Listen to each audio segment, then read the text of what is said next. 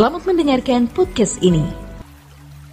Shalom, kebenaran hari ini 25 Juli 2022 bertema kekristenan yang luar biasa. Hampir semua orang Kristen atau sebagian besar orang Kristen menjadikan kekristenan sekedar keberagamaan. Sehingga kualitas hidup orang Kristen tidak lebih dari orang-orang beragama lain.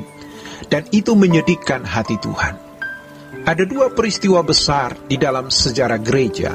Yang pertama, runtuhnya Israel.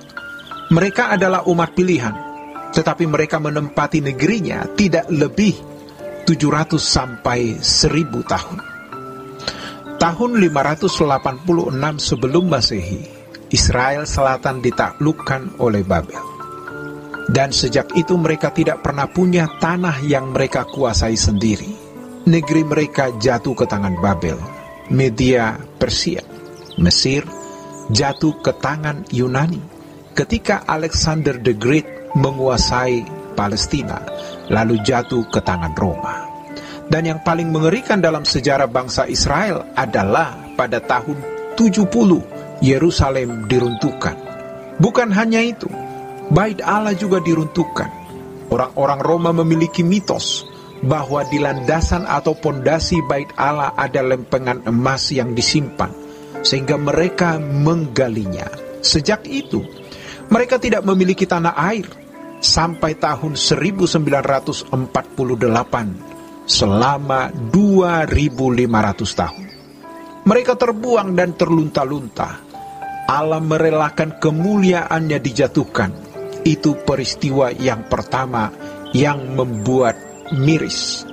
Yang kedua, runtuhnya Bizantium, kota yang dibangun oleh Konstantin, sehingga disebut Konstantinopel atau Konstantinpolis. Polis artinya kota, kota yang dibangun oleh Konstantin. Pusat pemerintahan sekaligus menjadi pusat kekristenan di dunia. Kekristenan Timur dengan bangunan gereja yang termegah di dunia yang disebut Hagia Sophia. Hagia artinya kudus, Hagios. Sophia itu hikmat, hikmat suci. Sekarang bangunan tersebut menjadi Hagia Sophia. Kekristenan di Bizantium habis total. Ketujuh jemaat yang kita baca di kitab Wahyu menjadi puing. Gereja Hagia Sophia yang ketika zaman Ottoman berubah menjadi masjid. Lalu Presiden Kemal Atatürk merubahnya menjadi museum. Tahun lalu dijadikan masjid kembali oleh pemerintahan Turki. Kalau kita mengunjungi Turki, kita bisa melihat betapa megahnya gereja ini. Tuhan membiarkan kemuliaannya dijatuhkan. Kenapa?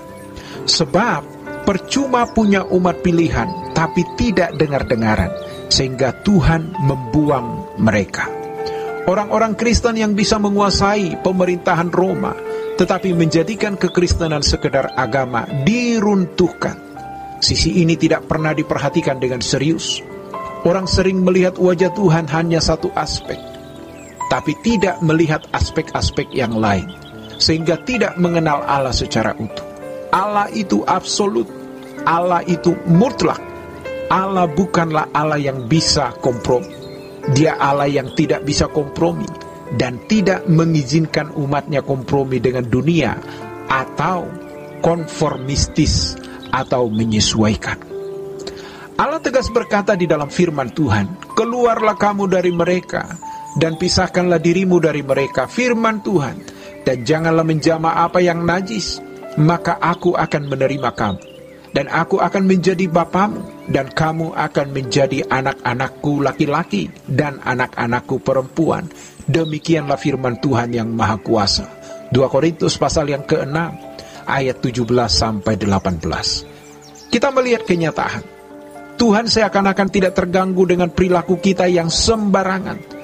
Tuhan seakan-akan tidak terganggu oleh perilaku pendeta, orang Kristen, aktivis yang tidak sesuai dengan kekudusannya.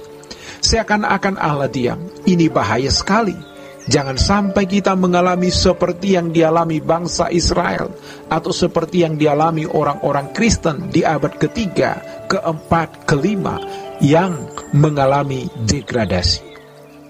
Kisah-kisah ini memang terdengar tragis dan konyol, tapi tidak sedikit di antara kita yang tidak menikmati dan tidak mengalami kekristenan yang luar biasa karena kompromi dengan dunia. Dan itu menyedihkan hati Tuhan.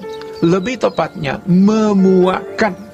Kalau Tuhan sekarang seakan-akan diam, seakan-akan Tuhan tidak terganggu, itu bukan karena Tuhan bisa diajak kompromi dan membiarkan umat pilihannya hidup dalam penyesuaian dengan dunia, tapi karena Tuhan sendiri terikat dengan tatanannya. Tuhan bisa diingatkan umatnya melalui khotbah, melalui peristiwa-peristiwa kehidupan yang kita alami, tetapi Tuhan tidak memaksa. Roh Kudus pasti berbicara kepada kita, tapi kalau kita menganggap itu sepi, Tuhan akan membiarkan dan seakan-akan everything is okay, running well. Kekristenan kita jadi tidak berbeda dengan umat agama lain yang memeluk agamanya. Kekristenan itu luar biasa jika kita menjalaninya dengan benar. Dalam lingkungan sekolah teologi, ternyata pengetahuan Alkitab tidak mengubah orang, tidak membuat orang menjadi Kristen yang baik, malah tidak jarang yang menjadi sombong, lalu makin penuh kepalsuan. Kalau lulusan STT seperti itu, sungguh tidak terbayang bagaimana nasib jemaat ke depannya. Hidup kekristenan harus dipahami sebagai hidup yang luar biasa, tetapi apakah dia percaya dengan benar lalu selamat?